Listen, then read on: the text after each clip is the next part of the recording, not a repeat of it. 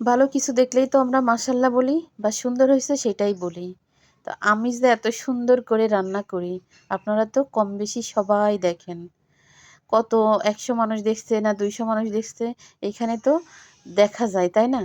তো সেই ১০০-২০০ মানুষ যদি ধৈর্য ধরে দেখতে পারেন, তাহলে কি একটা লাইক কমেন্ট করতে গেলে কি অনেক বেশি কষ্ট হয়ে যায়? এই যে আমি যে রান্নাটা করি, এটা কি আমার কষ্ট হয় না? এক হাত দিয়ে ধরে রান্না করি, এক হাত দিয়ে ভিডিও করি। তাহলে একবার বোঝেন। কারণ এক হাত দিয়ে কড়াই ধরা বা নাড়াতে কিন্তু অনেক বেশি কষ্টের কাজ। সেইখানে কিন্তু কষ্ট করে করি।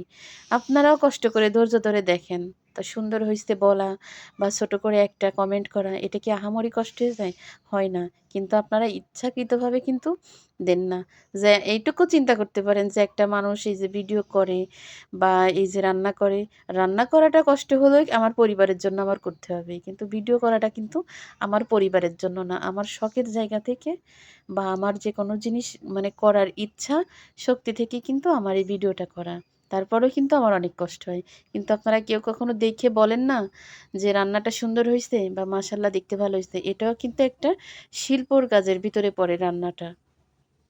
কারণ ঠিকঠাক রান্না, পরিপাটি রান্না সবাই পারে না। তো যে পারে যারটা সুন্দর হয় অবশ্যই বলা উচিত যে না রান্নাটা সুন্দর ছিল। তো আজকে আমি স্যুপ নুডলস রান্না করতেছি সন্ধ্যার জন্য।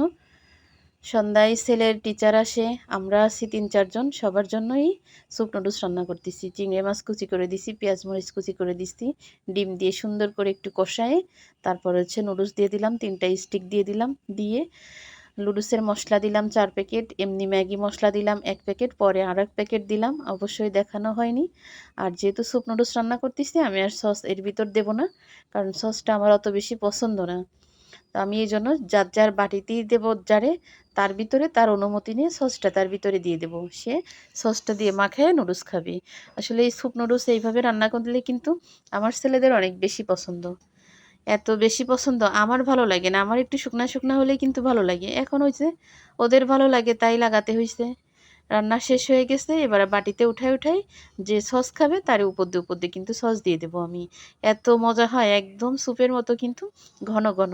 দেখলেই বুঝতেছেন যতটা মজা ততটাই কিন্তু স্বাদ। রান্না করে খেয়ে দেখে নেই সেম